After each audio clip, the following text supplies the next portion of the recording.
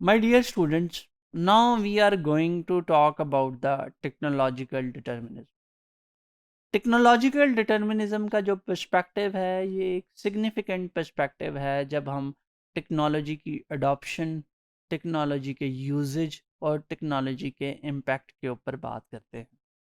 ये ऐसी थीरी है जो हमें इन तीनों पॉइंट्स पे कि टेक्नोलॉजी की अडॉप्शन कैसे होती है, टेक्नोलॉजी का यूजेज कैसा होता है और टेक्नोलॉजी का इम्पैक्ट क्या आता है सोसाइटी में, उसमें उसको एक्सप्लेन करने के लिए एक फ्रेमवर्क प्रोवाइड करती है।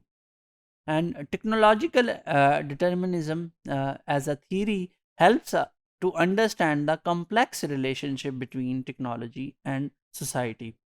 If we talk about who coined this term was firstly coined by the Thorsten Veblen, who was an American sociologist and economist.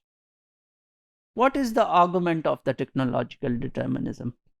According to the technological determinist perspective, uh, technology is viewed as the driving force of culture in a society and it determines its course of history.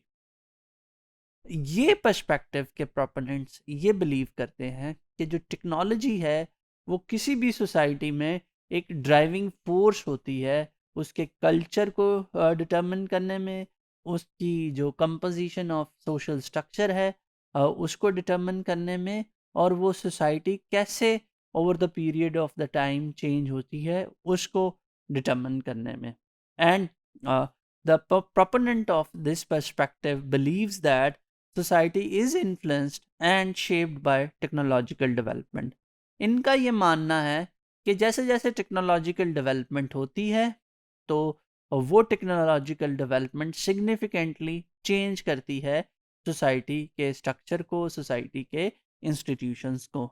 And they believe that new technologies transform society at every level including institution, social interaction and individuals. यानी कोई भी अगर society में कोई भी नई technology develop होती है तो उसका जो इम्पैक्ट होता है वो हर लेवल पे आता है। वो स्टेट लेवल पे भी आता है, वो इंस्टीट्यूशन लेवल पे भी आता है और वो एट इंडिविजुअल लेवल भी आता है।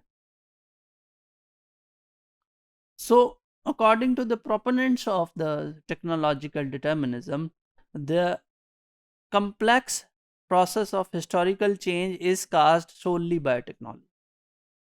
ये जो हिस्टोरिकली हम चेंज देखते हैं, socio cultural change, the main force of this change is technology. आप स्टूडेंट्स ने अगर इंट्रोडक्शन टू सोशियोलॉजी का कोर्स पढ़ा है तो उसमें आपने एक थीरी पढ़ी होगी, evolution of the society given by the Gerald लेंस्की।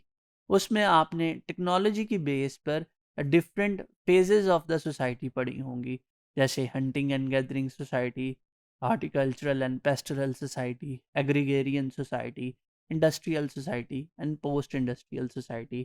जो गैरी लेंस्की की ये टाइपोलॉजी है of the evolution of the society, वो किस बेस या किस हाइपोथेसिस पे बनाई गई है? उसके पीछे जो बेसिक हाइपोथेसिस है वो है technological development in society over the period of the time. वो ये कहता है जब इंसान ने डिगिंग स्टिक बनानी सीखी थी तो वहाँ से जो है सोसाइटी का इर्तिका शुरू हुआ है। इसी तरह अगर हम बात करें मार्क्स की, तो मार्क्स भी जो है वो टेक्नोलॉजी को ही main force of social change समझता है। And technology causes change in predictable ways and that it causes the same change in all people who use it. इसके प्रोपोनेंट्स का मानना ये है कि टेक्नोलॉजी जो चेंज लाती है वो प्रिडिक्टेबल होता है और वो चेंज अक्रॉस द ग्रुप्स होता है और उन तमाम पे उसका इम्पैक्ट आता है जो टेक्नोलॉजी को यूज़ करते हैं। अब अगर हम इस कॉन्टेक्स्ट में इंटरनेट की अडॉप्शन और यूजेज की बात करें तो हमें ये काफ़ी जो आर्गूमेंट है वो सिग्निफिकेंट लगता है कि जैसे जैसे इंटरनेट की अडॉप्शन बढ़ी है, कनेक्टिविटी बढ़ी है, तो दुनिया में इंफॉर्मेशन एक्सेस ईजी हुई है, अवेयरनेस फैली है, दुनिया एक ग्लोबल विलेज बना है, फ्रीडम ऑफ एक्सप्रेशन बढ़ा है।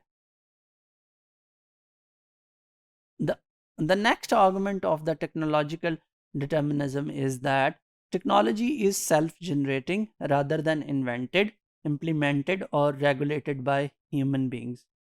इनका ये मानना है कि टेक्नोलॉजी जो है वो जो है ह्यूमन बीइंग जो है जो हम इंसान हैं वो उसको रेगुलेट या इम्प्लीमेंट नहीं करते।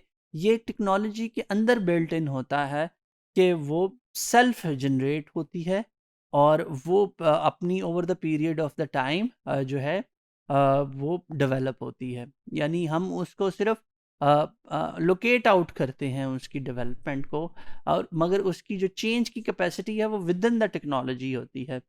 And we have developed a technology, we must inherently use it और will use it whether people prefer to और नॉट।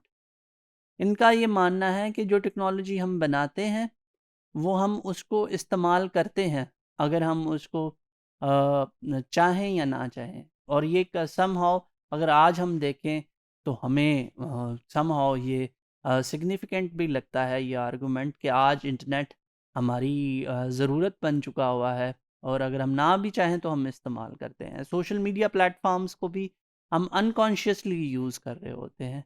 तो इन अगर हम पोजीशंस पे अगर इस पर्सपेक्टिव को देखें तो ये पर्सपेक्टिव काफ़ी सिग्निफिकेंट नज़र आता है। मगर इसके ऊपर क्रिटिक भी है। जब हम इस पर्सपेक्टिव की बात करते हैं तो ये कहना कि technology is a centrally a driving force और technology is independent of human interpretations, ये समहाउ जो है ठीक नहीं है। ये इसके ऊपर क्रिटिक है कि actually the human beings are using the technology.